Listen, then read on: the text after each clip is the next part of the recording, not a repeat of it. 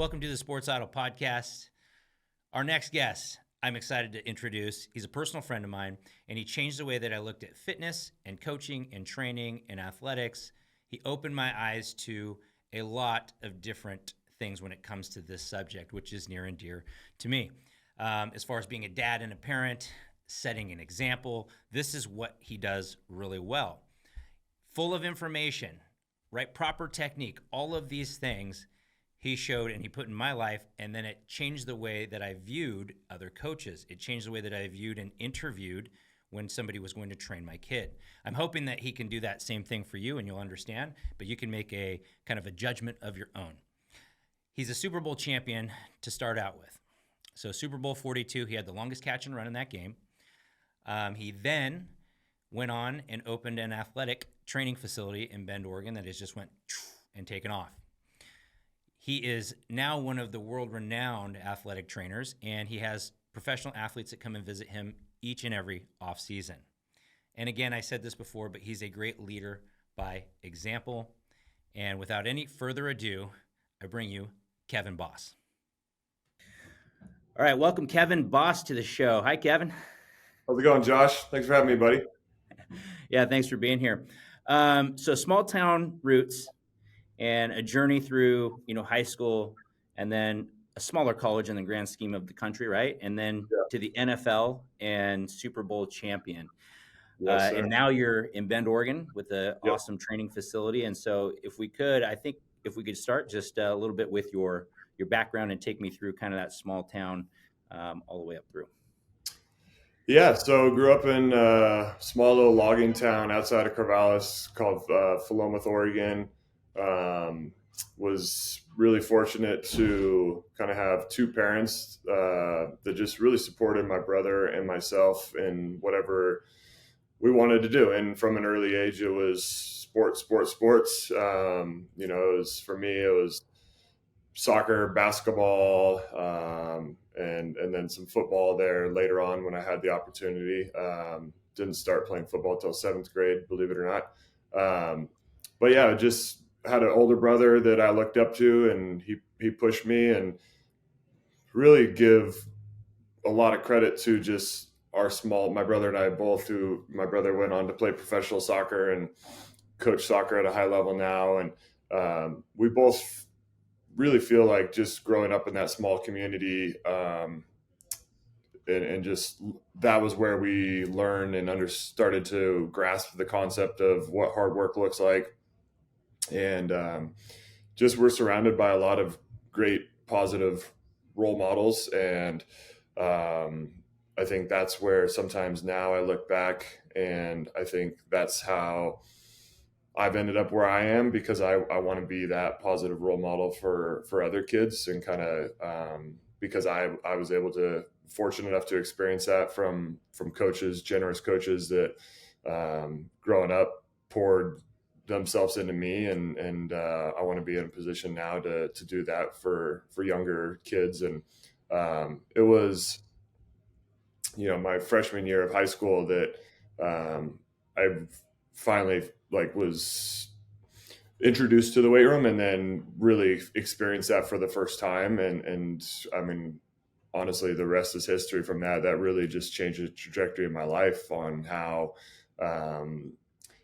I was at a kind of a weird stage in life where I was not super confident. And I'm kind of jumping ahead here, but just, this is like a big part of kind of my childhood in terms of growing up and finding the right people at the right time to point me in the right direction. But I had a high school football coach that, I elected to not play basketball my freshman year, which was kind of strange because I'd always been a hooper, and it just was kind of in a weird stage in my life where I just wasn't super confident and was going through a lot of things, and body image stuff, and just started to hang out with the wrong crowd.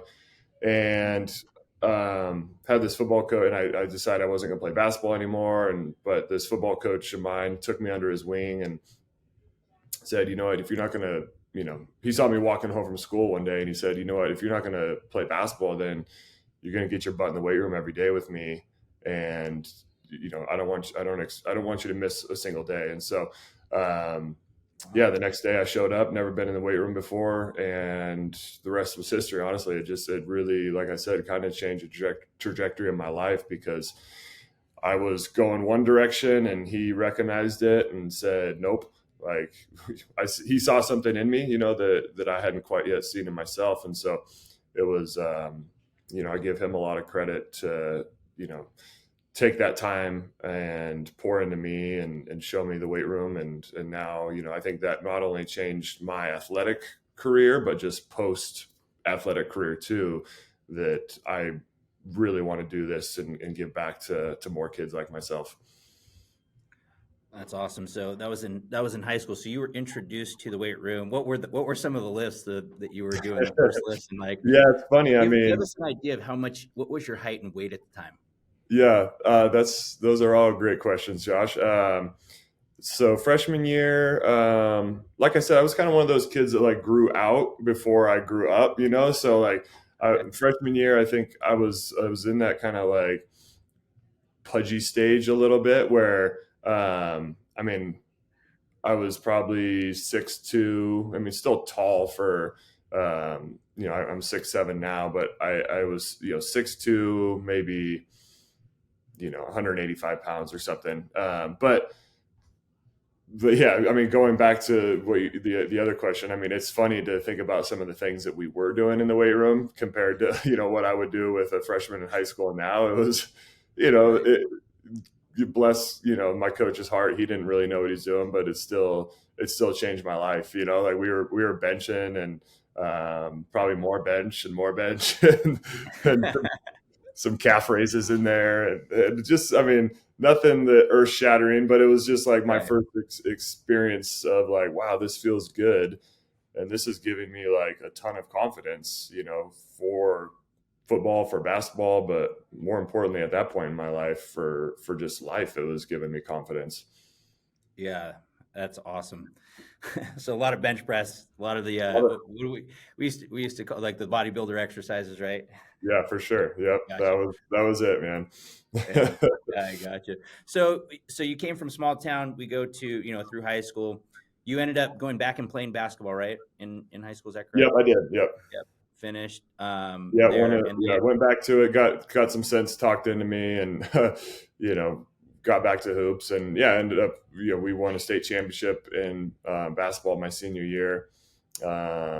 Football, we um, lost in the playoffs my senior year of high school, and at that point I had fell back in love with hoops, and basketball was kind of my priority, and football was just kind of, I was good at it and my friends did it, and so I kept playing. But um, college basketball was my plan, and that was my goal. And so senior year, I wasn't even looking. I wasn't, going to camps. It's crazy. I mean, the world is, it's just such a different world. I mean, you've got a son that's kind of going through it, right? But like, yeah, I didn't send out a single tape. I didn't do a single 7-on-7 like game or anything. I didn't go to a single football camp, and still, so back up a little bit though. Like I was all hoops.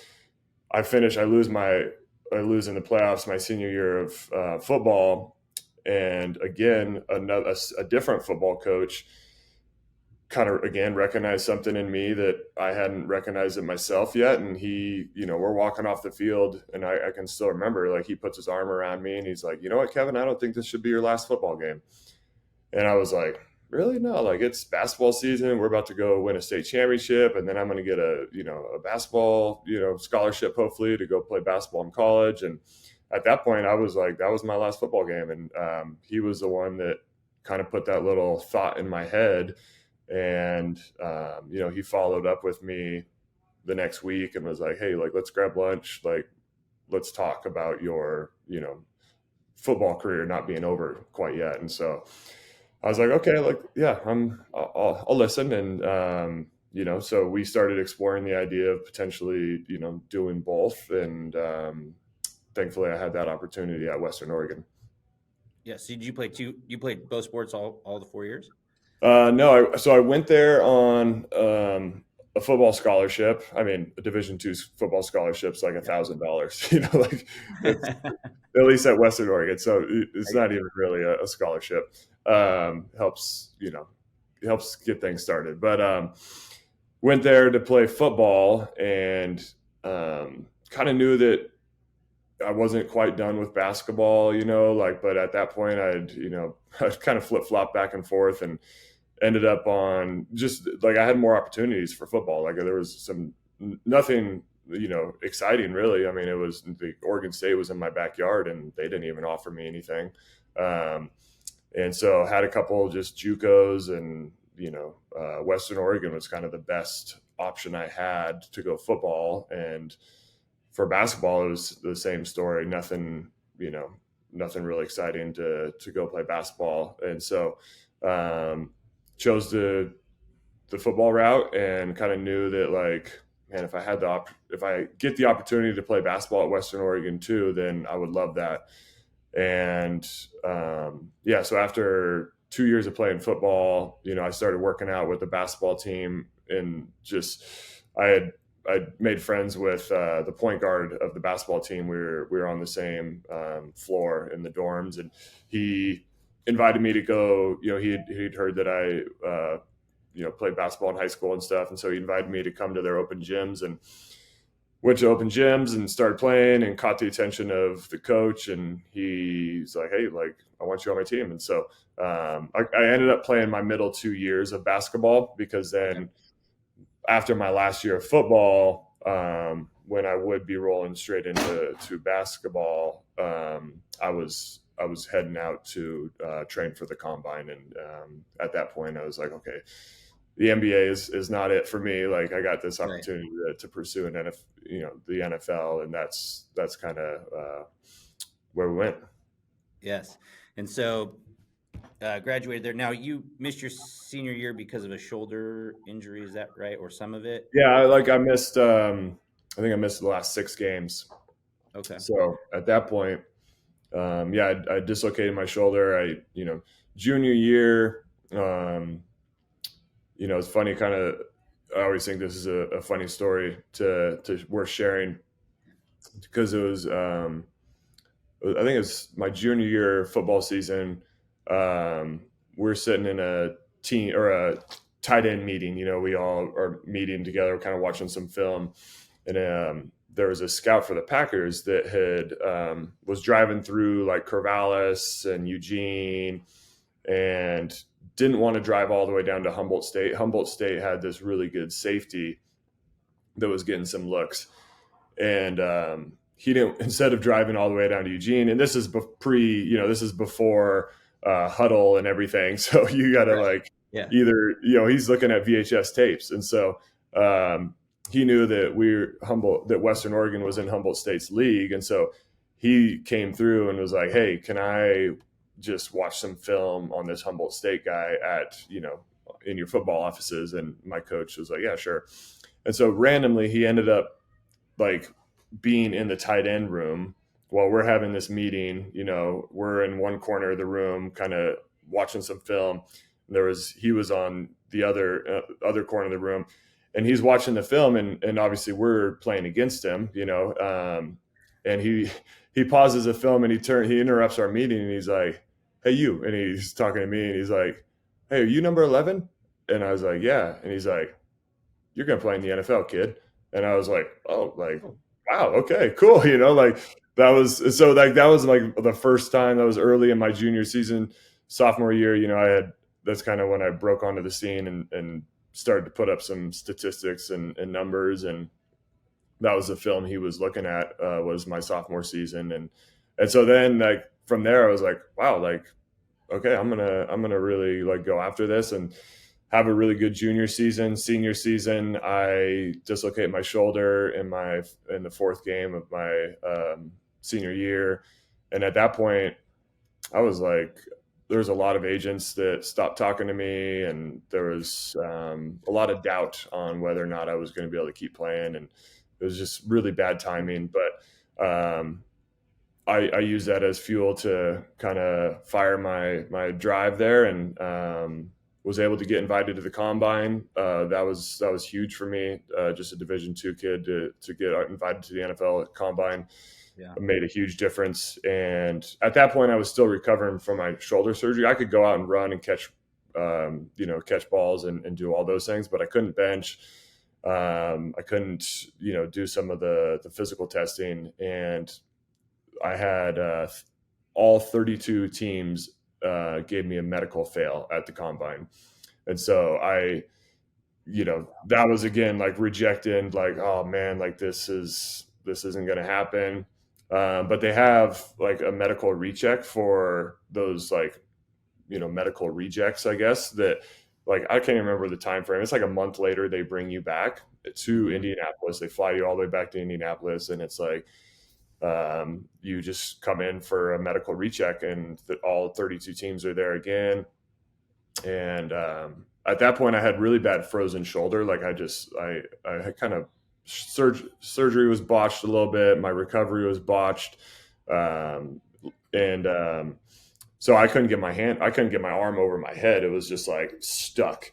And so I still remember we're out there, getting picked up early in the morning, and I'm with, a couple other guys that are, all these Division I guys. I remember like Michael Bush from Louisville was with me there, and there's a couple guys that were recovering from some major injuries, and I'm hanging on a tree with one arm, waiting for the bus to come pick us up, just because I'm like, I got to stretch this thing out. I mean, I did like intensive, rehab trying to stretch this thing out, and we go in there, and I previously, like a week before that, I had a workout with the New York Giants, and the tight end coach apparently liked what he saw. And so we get to the rechecks, and 31 out of the 32 teams failed me again. But the only team that gave me a passing medical grade was the Giants. And Coach Pope, the tight end coach, who became like a second dad to me, he claims that he paid the doctors off with good wine to let them kind of give me the passing grade there. But yeah, kind of some just crazy stories of I've just made it in there by the skin of my teeth, But you didn't quit. You kept going. You had the goal. Yeah. Yeah, absolutely. And that's kind of, when I get the chance to share that story with young kids, that's the message, right? Of like, just not giving up on your dreams and believing in yourself, really. And I think that's where I could have easily thrown in the towel and said, it's not meant to be, not meant to be. I'll go pursue something else. But I wasn't quite ready to do that yet. Now, Coach Pope, his read on you, that paid off pretty instantly, didn't it? Because you as we lead in with you longest catch in the Super Bowl. You want to talk about kind of that whole thing, like that first season, you're coming in, you barely you barely make it into the league, and then all of a sudden you're the starter in the Super Bowl. Yeah. Yeah. I mean, it's just, again, like right time, right place. There's so much just luck that goes into the NFL and being, having the opportunity. And I mean, I could have, Jeremy Shockey would have never got hurt, then I would have been a career backup, and so, yeah, my rookie year, I prepared like crazy, just because I knew that I was one snap away from, getting in a game and having to be ready. And that's the thing with the NFL. It's like, when you get the opportunity, if you're not ready, like, and especially a 5th round guy, like if I was a 1st round pick, like they give you a little bit longer leash, but a 5th round guy, they're like a small school guy, you screw up a couple times and with your opportunity, and it's like, it's all right, next guy. So yeah, anyways, Jeremy Shockey got hurt like week 15, broke his leg, and I went straight into the game and didn't really turn back. Just had, then we were fortunate enough to go on a playoff run that year and beat the undefeated Patriots in the Super Bowl there. And I was fortunate enough to get the opportunity to contribute in the game too. Caught a long pass there that helped kind of set us up for a David Tyree touchdown that kind of put us ahead. And yeah, it was so surreal just to be able to, like, I think we just celebrated like it all popped up on Instagram a couple days ago, but February 3rd, so I guess 3 days ago was like the 16th anniversary of our Super Bowl. And, there's all these videos and just surfacing and it's really neat just to be able to like, man, I could have just been on that team, riding the bench, but to actually start in the game, and it just makes it so much more special, 16 years later to actually have like played a role in the game is makes it pretty fun. Right. And that was just a drawn up play that wasn't something Yeah. you guys practiced. It looked like kind of like what I guess modern day football, you call it a take route maybe or something is what it Yeah. kind I of mean, looked. it wasn't something going into that game plan that, we go into a game and we've got like, these are the plays that we're attacking them with. And we know, we studied this, like our playbook preseason is this big, and then for each game it gets shrunk down to like that big, and so Right. it wasn't in that particular game plan, but I mean it wasn't like it was a confusing route or anything. It was just kind of a seam, but I was having a hard time getting off a jam from Adelius Thomas, who was the outside linebacker there. He was just putting his hands all over me, and I was having a hard time releasing into routes. And so, we while on the sideline there, Coach Pope, Eli, Coach Gilbride, our offensive coordinator, and myself, we just kind of drew it up there of like a little motion to just get me off the line of scrimmage, away from the outside linebacker there. And we knew that Robbie Harrison was kind of cheating down, trying to play the run a little bit. And so just a little play action got him to bite a little bit and got over the top of him. And middle of the field was open. So I kind of bent it in there, and Eli put it right on me. And if I was a little bit faster, I would have scored. But at that point, I was 270, and Yeah. it was actually, I had a couple guys coming after me that I think I can't remember if Adelius Thomas it caught me, or I think I got by Harrison, but yeah, just got me by my heel there. But yeah, it was fun. Barely got you. Yeah. But that's awesome. So, okay, so after football is done, and then you were in the league for 6 years, right? And then your career's kind of, you decide to hang them up, and then what made you decide, hey, I want to be an athletic trainer? And the reason I asked that question is because there's a lot of ex-athletes, and you would think there's like a lot of ex-athlete trainers, but really, I think for the amount of ex-athletes, not every one of them goes into training, and then even the ones that do, not every one of them end up where you're at with this really successful business. Like, what is it that made you decide to pursue that? Yeah, I mean, I think it goes back to that story I told about freshman year, when I had that coach that took me under his wing, and that was when I think was what you call bit by the iron bug. It's just like, wow, this feels really good. And just at that age, you got so much testosterone and flowing through you that it doesn't take much to be like starting to see results and like, oh my gosh, like I'm getting muscles. And so that's where I like fell in love with the idea. And I mean, literally my freshman year, I was like, I am going to own a gym someday. My brother and I, my brother, who was kind of started to get into the training too. I remember he and I just joking of like, Boss Bros gym or something. And so like, that was my freshman year that I came up with the idea that was one day what I wanted to do. And so, then fast forward, go to college, study exercise science, study nutrition, study business. And all through that time, I'm just like falling deeper in love with just the process, the physical preparation process of training. I think sometimes I actually joke that I actually think I enjoyed preparing for football more than I actually liked football. Just like I loved just the grind of, summers in the weight room and working hard with your teammates. And I've always just been someone that has the mentality that I'm going to work out or I'm going to outwork anybody in the weight room. And so, you and I remember some of those grinder sessions that we had, pushing the sled and Fast You Friday. totally changed my outlook. Yeah.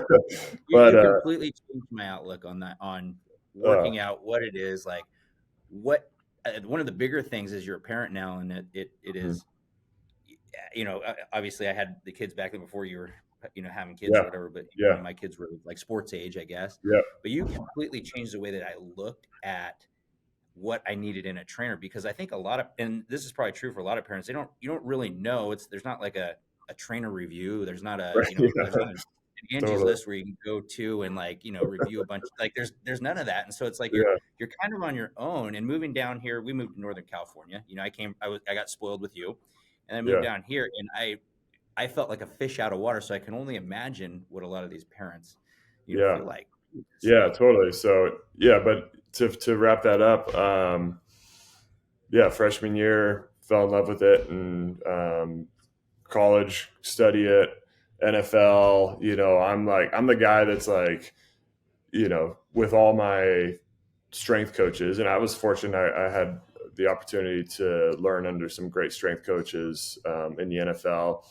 But yeah. I'm the guy that's like taking notes, from things that they're doing. I have like a notebook of different things. Like even like preparing for the combine, we went and trained with this guy Tom Shaw in Orlando, and I'm like coming home from sessions, like taking notes of things that we did, and I'm thinking like, man, when I like have the opportunity to like train guys for the combine, like I'm going to do this, but I'm going to do this differently. And so I was just always in that mentality of like, kind of what I was going to do after football, and trying to prepare myself. And I was obsessed with it. I love the physical preparation side. And so it was just always, reading, you know, Men's Health and just different magazines, Yeah. bodybuilding. I was just trying to get Everything you everything, could. And So so, you already had the end in mind, and you were already just everything you were doing. You already knew where you were going to yeah, be there. yeah. And Gotcha. so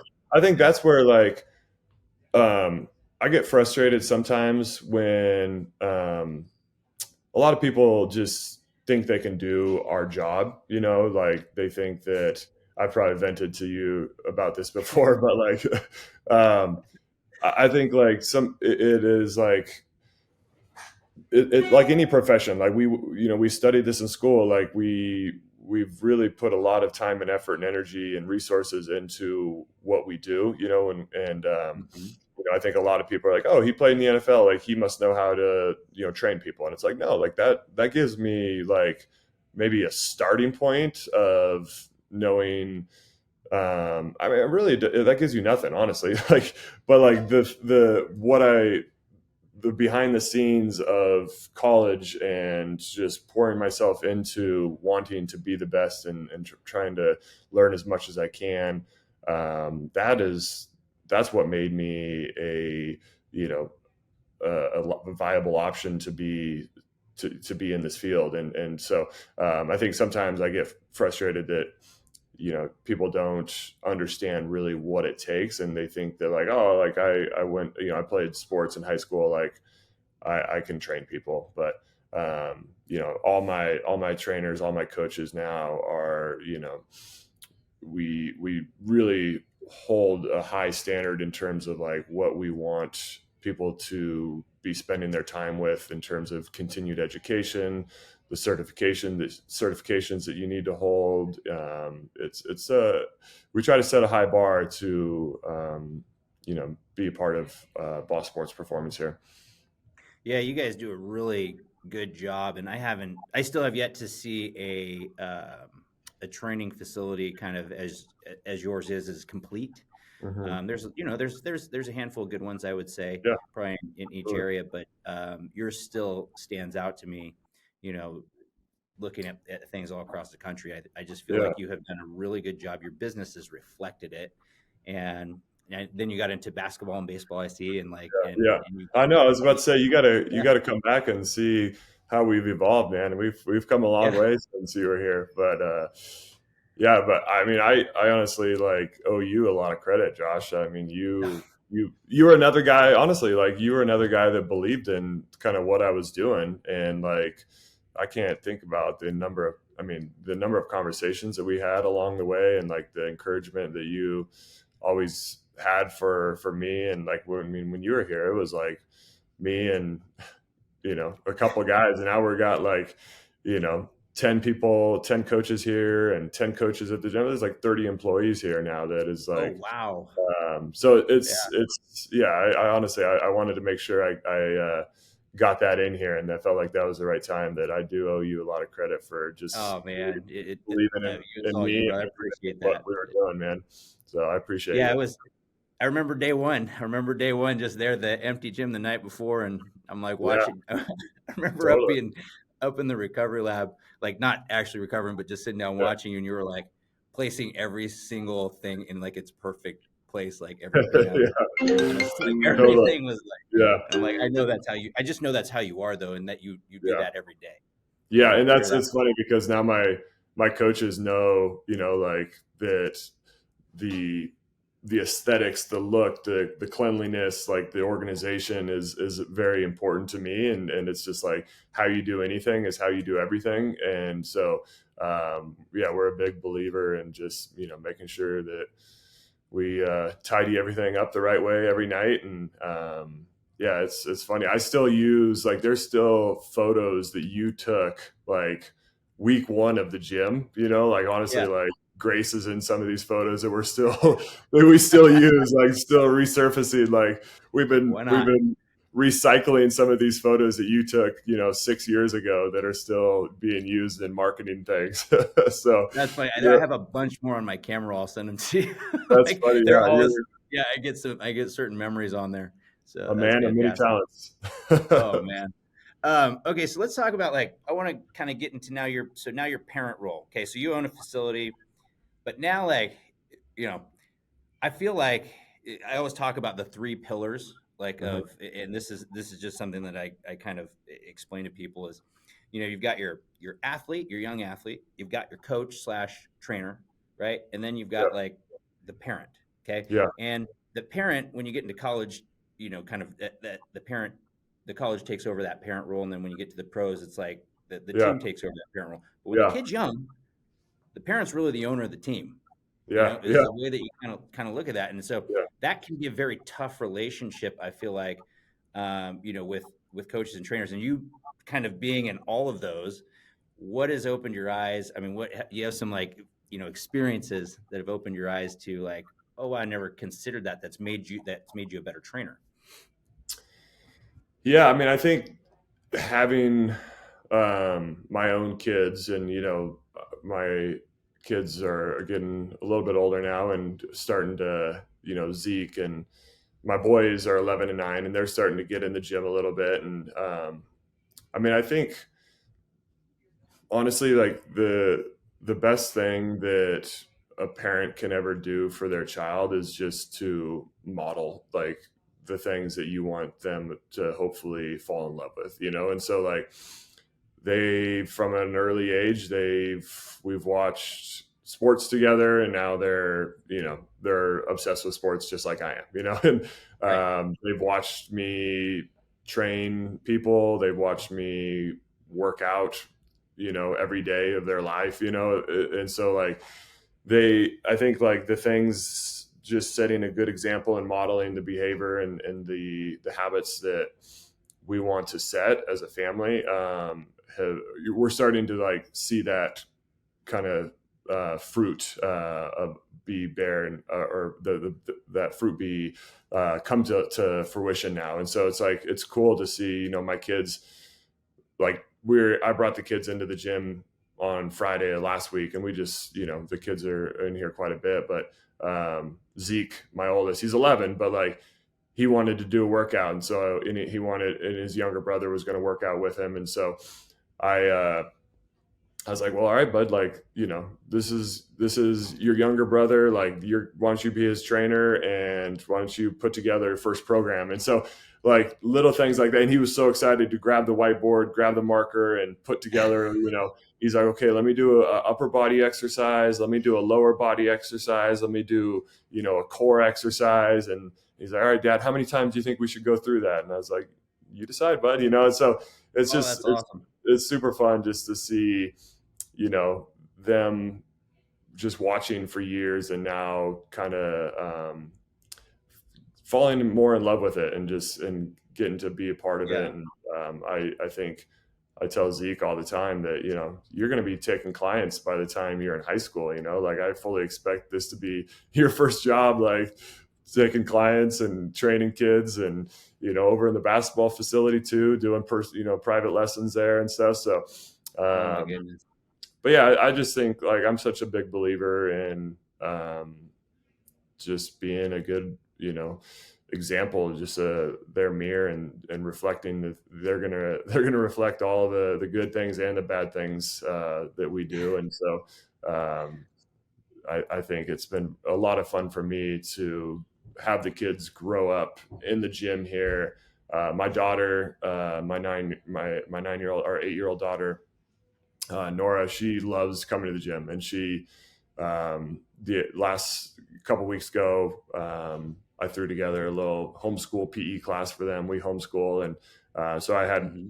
8 of her little 8-year-old friends that just came to the gym, and we were just running them through games, sneaking little exercises in here and there. But she loves it. She could be here every day, and I think that's been one of my favorite parts of just having a business like this that allows the kids to be involved. Yeah. So modeling the behavior is Yeah, the top thing. yeah, Because for sure. I would have to. That's the Yeah, best advice, and that is the best advice because I tell you what, like I've learned just I feel like I'm a professional dad. I've been a dad for so long, but they yeah, to varying degrees do they ever listen to what you say, and usually that's yeah, fairly small, but they certainly do just about everything that you do. absolutely.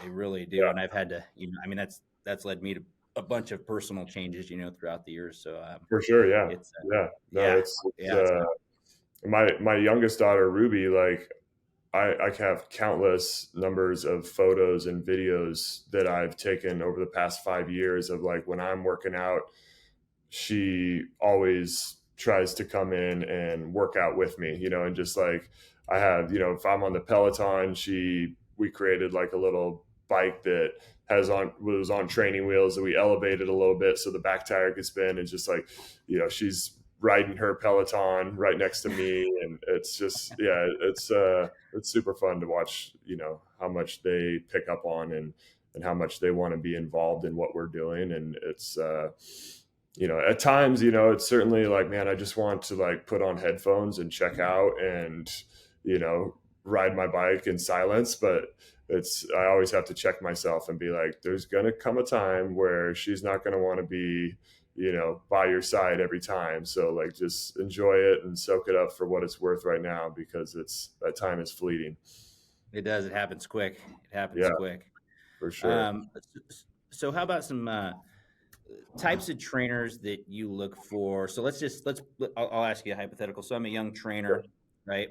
And let's say I have I have some background in sports, usually, Hmm. but maybe I didn't reach it to the degree that you did. Maybe I played in high school, but I really am serious about being a trainer. What advice would you give that person? You know? Yeah. Great question. And I think the number one thing I see, we've hired a lot of young coaches over the last 6, 7 years, and the coaches that are like humble and know that they don't know anything, but are hungry to know everything.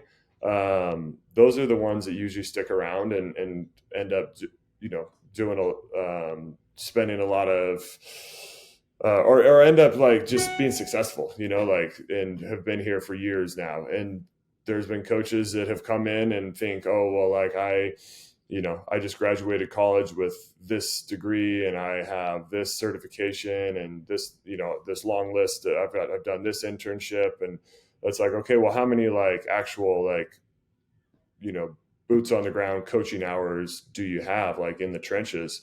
And it's like none. But like those same coaches sometimes think that they know it all, when they don't really have just the experience. And so I think the experience, and just being humble enough to know that, like, yeah, it's okay to not know everything right now, but I'm hungry to learn, and I'm hungry to, just be a part of something that I know will help me get there. And that's something like we've really poured a lot of time and effort into our internship process over the last couple of years. Okay. And we end up trying to hire, most of our coaches through our internship process. And so that gives Good. us an opportunity to kind of vet them over the summer. It's like a 10-week job interview almost. And, if there's somebody that's like just doing the bare minimum and coming in just for their classes that we've asked them to, and they're not going above and beyond of trying to, there's certain coaches that we're giving them, hey, these are the hours that you need to be here during the summer. But you're welcome to come, all day and be a part of, try to learn as much as you can, absorb as much as you can. There's certain coaches that, young people or young coaches that are trying to get their foot in the door. They take advantage of that, and they're asking, hey, can I shadow this session, and can I, come early and watch you do this? And so, I think just the desire to be great and the desire to want to continue to learn is a big part of it, of what it takes to, become good in this field. Because it's like nobody, like I always say, it's like the hard part about being in this industry is like, you can never really like know it all, right? Like it's hard to, like, if you're someone that like loves learning and wants to be the best, it's like, it's hard to shut off, and it's hard to, just be satisfied with what you know now, because there's the field, the industry is always evolving, and the science is changing, and people are coming up with new ideas. And so you have to stay very diligent about the things that you're trying to continue to learn. And that's a big part of it, is just like wanting to always know more, and being humble enough to know that you don't know it all. So yeah, that's the first thing that comes to my mind. So Trying to find somebody to work with, like find good trainers essentially, Yeah, and soak up as much information as you find good can. mentors. Yeah, absolutely. Yeah. I think, mentors are a big part of it. I look back and, um, just the mentors that I had, I feel really fortunate. A lot of times there's just like, there's a guy that I trained with in Portland that, when I was playing in the NFL, or when I was in college, like he sought me out. He was like, hey, like, I got this gym in Portland, like, you want to come train there? And I'd drive an hour and a half just to go work out with this guy, because he, was somebody that looked like he knew what he was doing. And he ended up being this hotshot trainer now that is really kind of, he was the one that really like, started to get me thinking more of like, what I would say is that he helped me kind of form my training philosophy. Like, he had a big part in, the way he trained me. I was like, okay, like, this has opened my eyes to a new way that I didn't know was possible. And so all these different mentors kind of had a big part, played a role in forming my training philosophy that, is ultimately the gym's training philosophy now. And what would you say is the philosophy? Um, there's it's several layers deep there, but, I think one of them being that, we're big on training single leg movements. Like, sports and life are played on one leg at a time.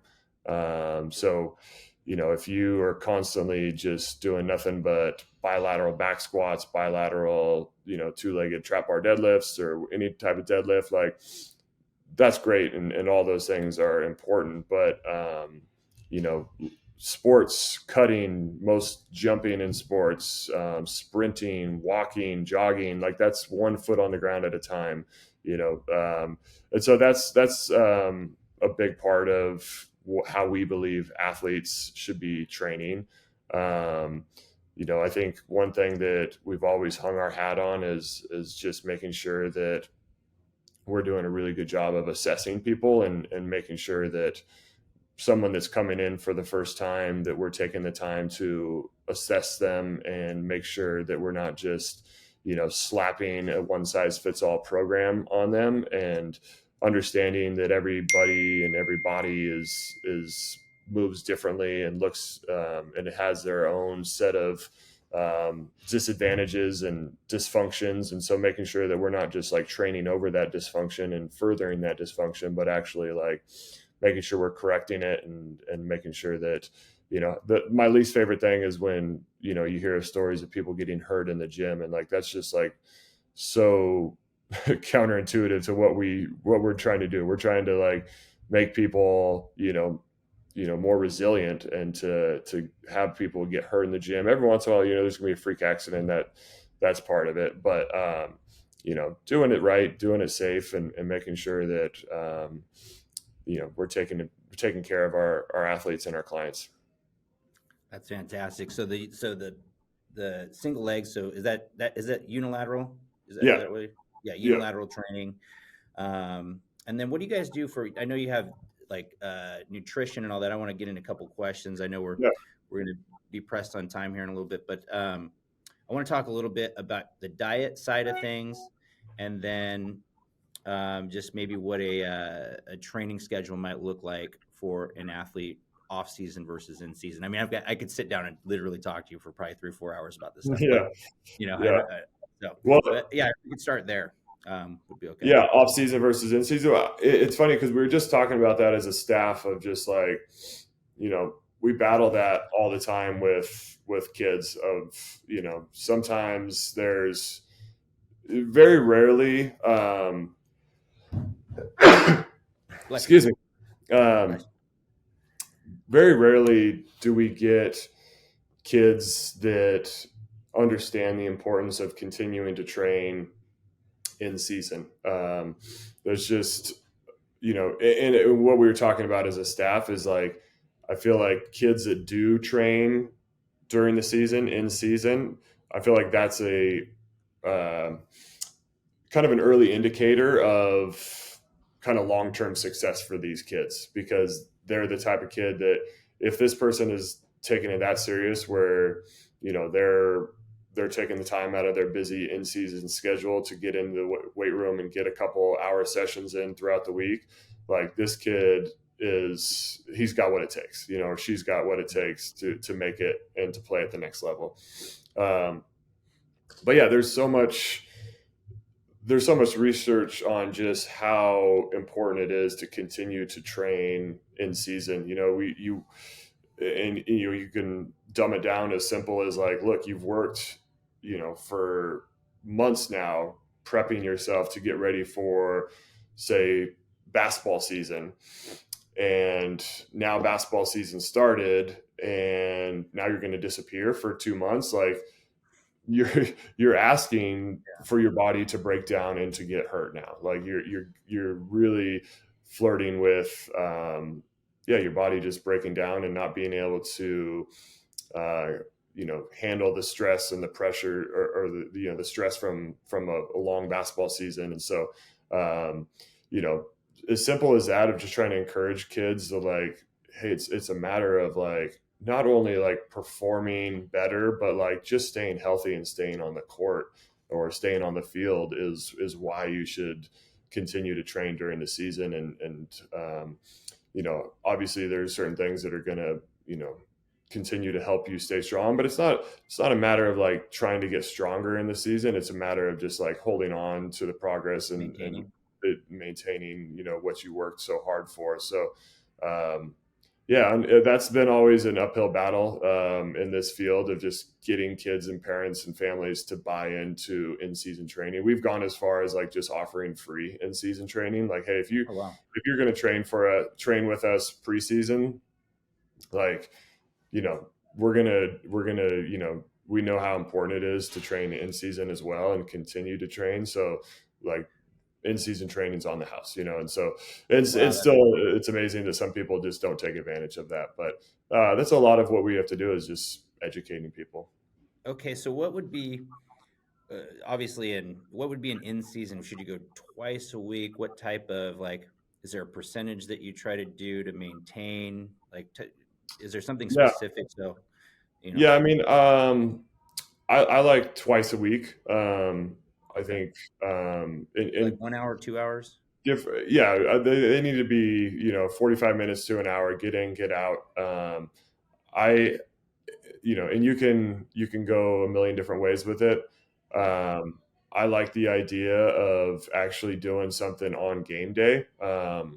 Just something, the the intensity is high, but the volume is very low. So you're not doing a lot, in terms of like number of reps. And it's a shorter, 30-minute session, but like kind of just using it as like a warm up slash primer of your central nervous system. So we're doing things that are, a lot more explosive and ballistic.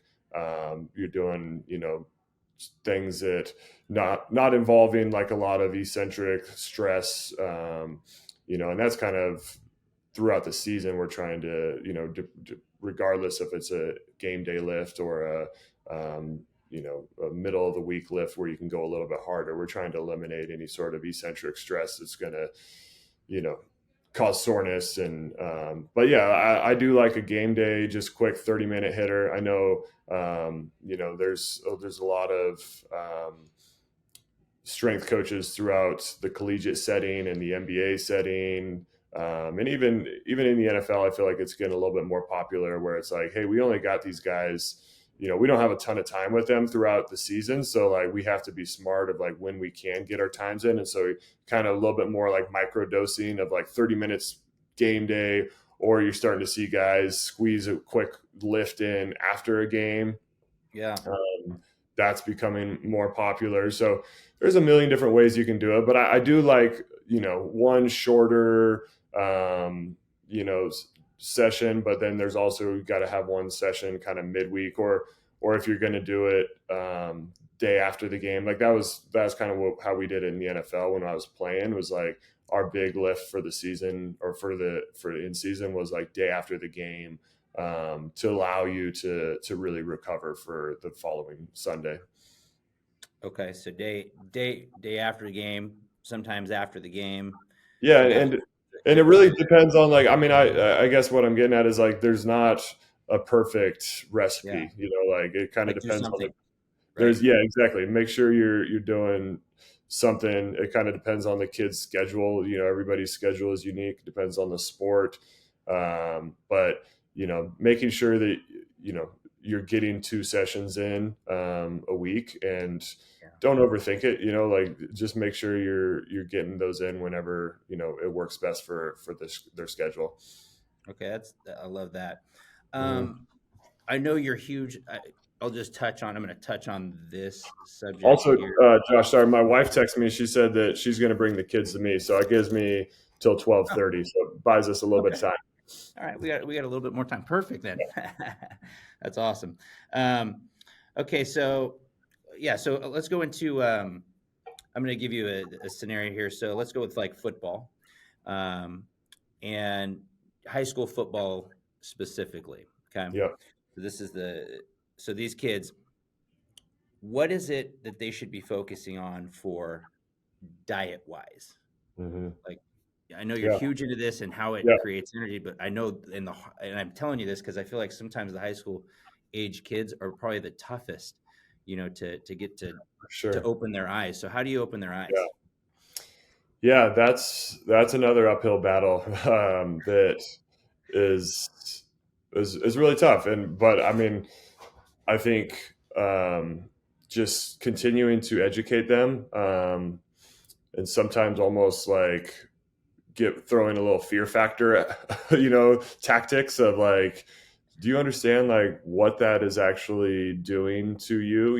Like continuing to, there's certain places in Bend that like just get popular. Like we had a fried chicken place, Chicken Bones or something, that was and all of our high school athletes, just like that was a popular place to go. And like these kids are literally eating it like on game days and, just all the time. It was like lunch every day for some kids. And so just trying to like, give them a little bit more information on what it is that they're doing to their body and how they can be doing things differently. But, I'm just a big believer in just trying to eliminate certain things. I think, Yeah.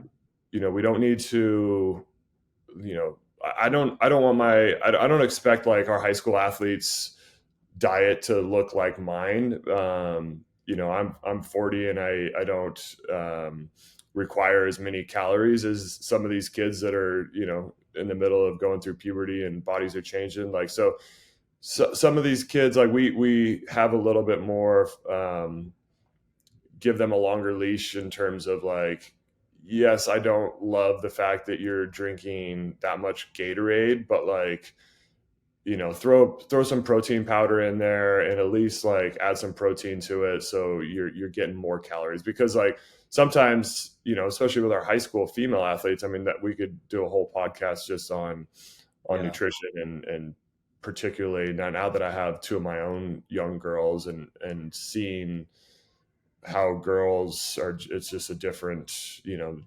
pressure, and to look a certain way.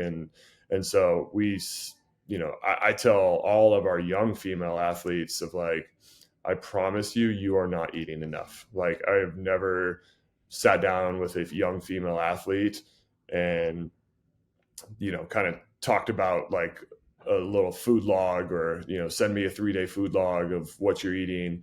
And it's always not even close to enough, so that's one thing that like, just start with adding more calories to your diet. And is counterintuitive or counterproductive as it sounds, oftentimes, even with like an adult fitness like client where someone's trying to lose weight, but they're trying to starve themselves too.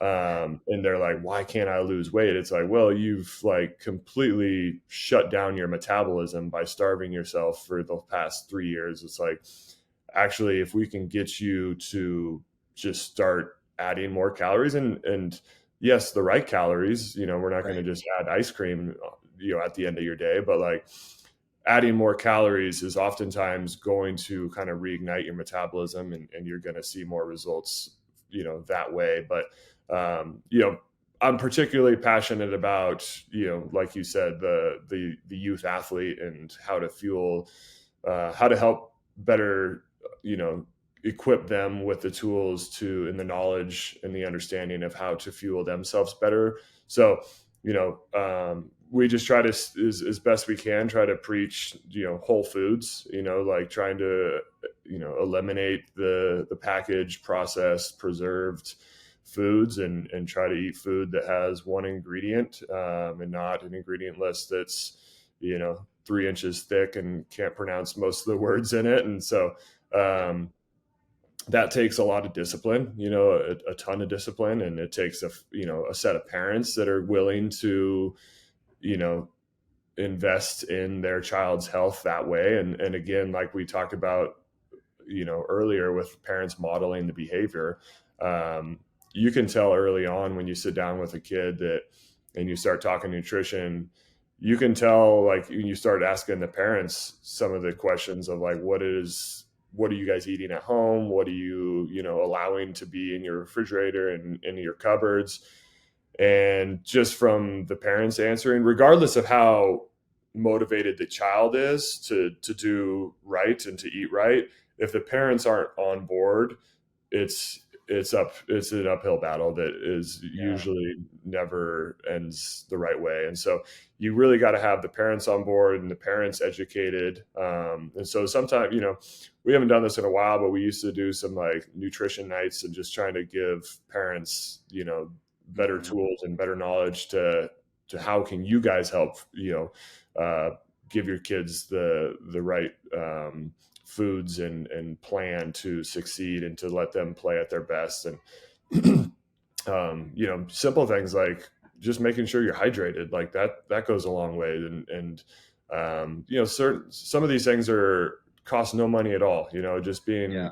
drinking water and being hydrated. It's amazing how, I mean, I'm the water police in my house. Like my kids and my wife are always tired of me, you know, getting on them about not drinking enough water. But like that's free water. Yeah. We got good water here in Bend, and You know what yeah, you guys have great water there. It's not the yeah, same down here, trust me. not the But same down there, sure, but personally, I have found so drinking. I went on a water cleanse like back in December. I did like a 90-hour water cleanse, oh and wow, it was pretty actually incredible. But what really? I noticed, and what I've noticed throughout, is I have like there's an inverse relationship for me with the amount of water I drink when it's higher. The amount of bad calories that I put in goes down.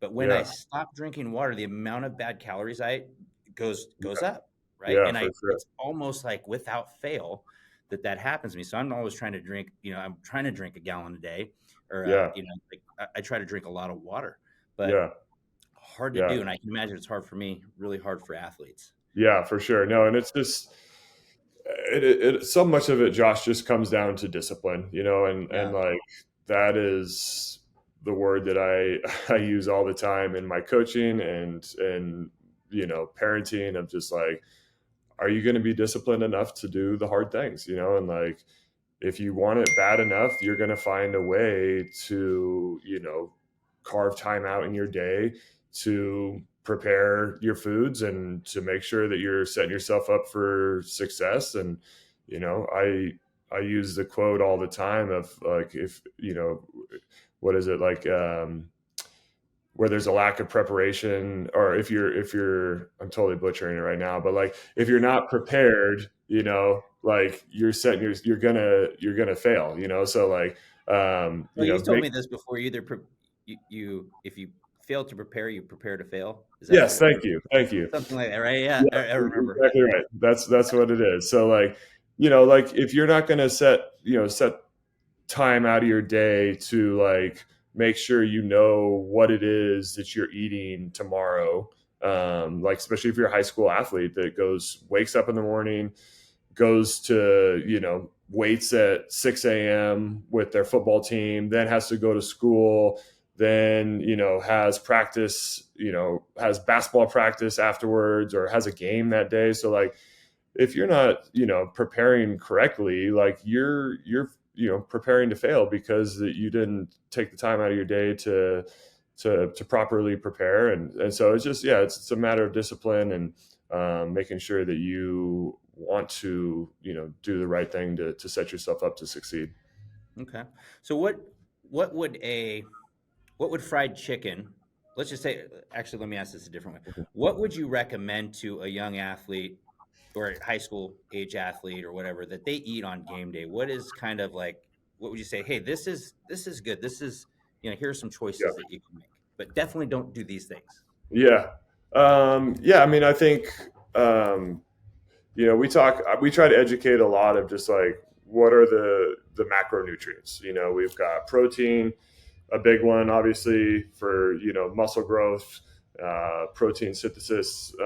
We got carbohydrates, which are going to be your number one fuel source, and then we've got fats, and we always make sure that we're explaining and educating to our clients that like, no, eating fat does not make you fat. Like it's it's a critical like component to your diet, that especially with these young kids that are going through all these different changes in their body, hormones and stuff, that like if you're not eating these fats, like you're really altering the processes in your body, the hormones and what have you. So yeah, making sure that we're covering all three of our bases. On a game day, like the protein and the carbs are going to be the most important, and so making sure that those sources are coming from ultimately, hopefully, real foods. Not Right. just yeah, you can get great protein, or you can get plenty of protein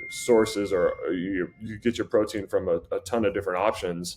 You could go and get a crappy protein bar from 7-Eleven, that's got all sorts of sugars and just a bunch of garbage in it. Or you could make sure mom or dad or yourself, takes the time to cook up some chicken or steak or fish or whatever. And so, yeah, I just want a high quality protein source and a high quality carbohydrate source. There's Of course. obviously different ways, different carbohydrates too.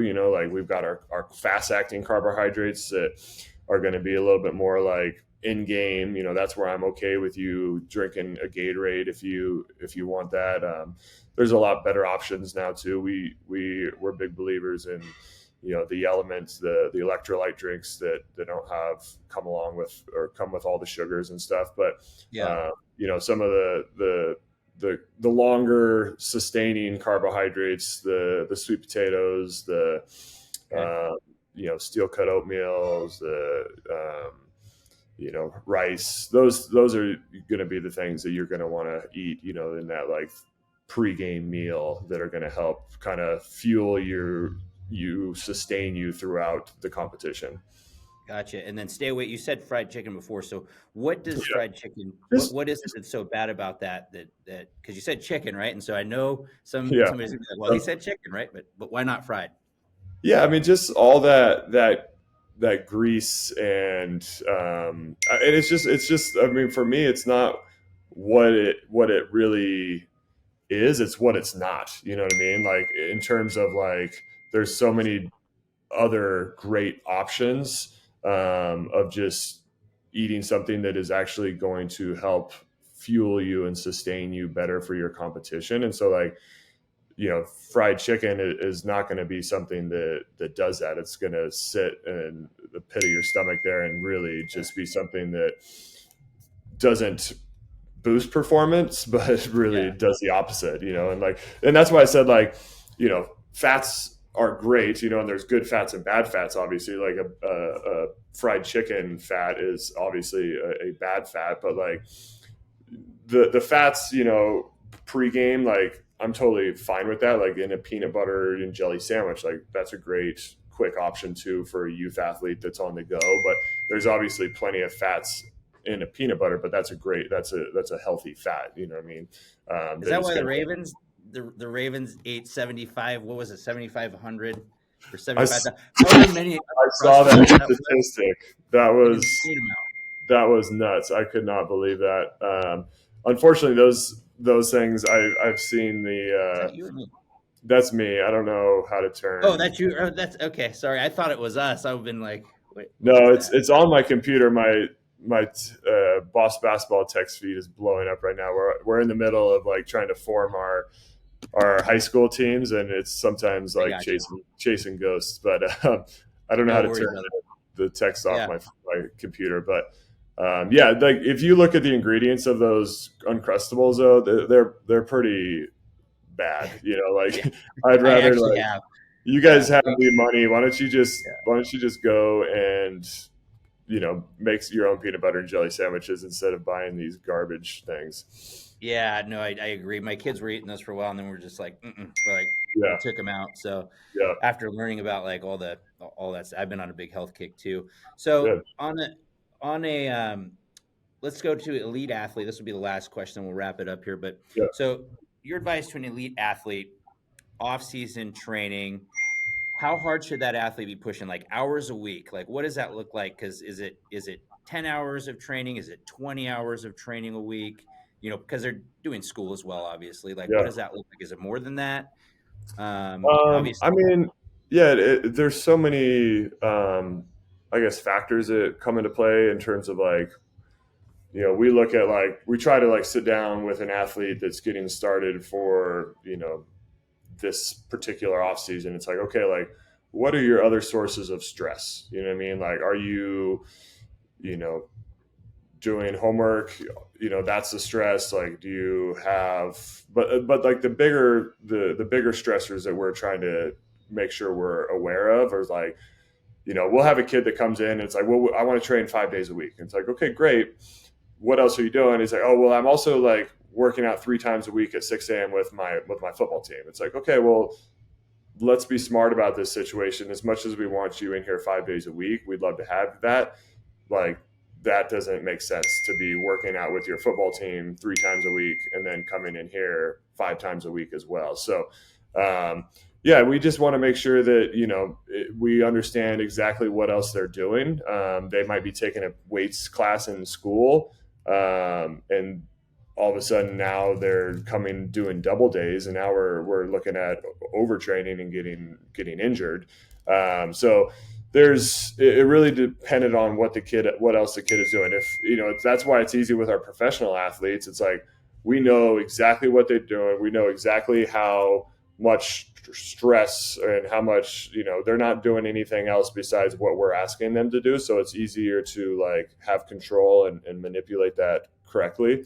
But for a high school kid, it's like 3 times a week is a great start. 4 times a week is ideal. We could also if make 5 times a week work as well. It's just a matter of like Wow. what their training goals are and kind of where they're at, what their training age is, and I'm sorry, I do not know how to turn this off my Yeah, that's stick. all right. All good. I'm Yeah. getting blown up right now. Yeah. So yeah, it's Okay. kind of multifaceted, I guess. It's a little bit individualized too, I would imagine, like with each athlete, like you're saying. So their training schedule depends on what they're doing in school and what they're doing without you.